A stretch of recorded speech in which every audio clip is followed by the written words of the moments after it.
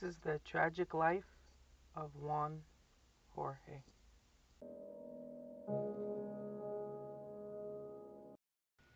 Juan Jorge didn't always look like this. He had a beautiful family, wife, and a son, a well paying job as a mechanic for the local dealership. But that would all change when he met John George.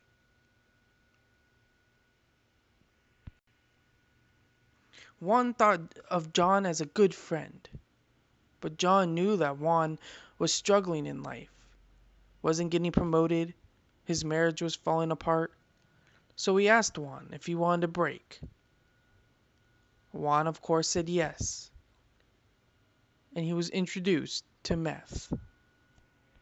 According to Frontline of PBS, they say meth users report that after taking the drug, they experience a sudden rush of pleasure or prolonged sense of euphoria. They also increase energy, focus, confidence, and feelings of desirability. However, after that first try, users require more and more of the drug to get that feeling again and maintaining it. And this is exactly what happened to Juan Jorge. The dopamine transmitters are responsible for removing the dopamine from the synaptic cleft. Meth mimics the dopamine. It is taken into the cell by the dopamine transporters.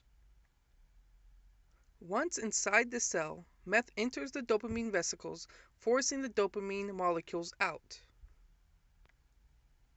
The excess dopamine in the cell causes the transporters to start working backwards, actively taking the dopamine out of the cell and into the synaptic cleft.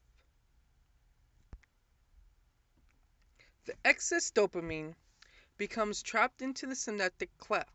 As a result, it binds again and again to the dopamine receptors, overstimulating the cell.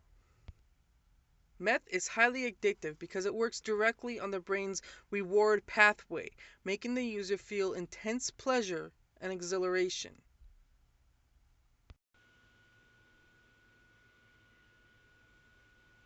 The addiction took over Juan Jorge's life. He was addicted to meth.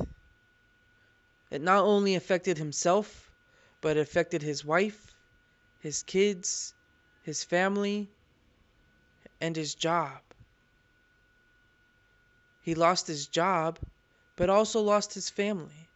His wife filed for divorce, and his son never wanted to see him again.